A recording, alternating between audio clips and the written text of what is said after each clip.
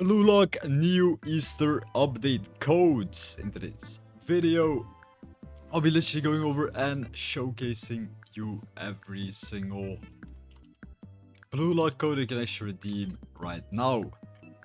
So once you join up the game, just open up your codes and you can actually just type in the codes right here. But first, guys, make sure to comment down below Easter. You get the Easter.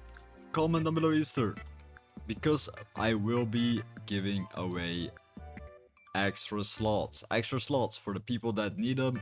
Extra slots will be given away.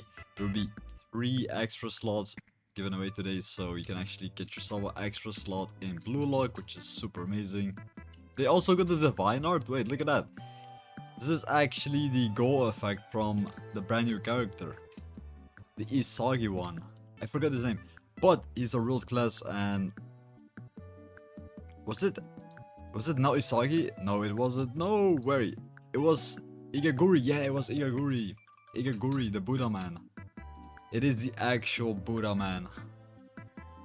Alright, guys, make sure you guys actually like the video and subscribe, otherwise this will not work. So the first code is going to be billion visits. Billion visits. There you go, visits.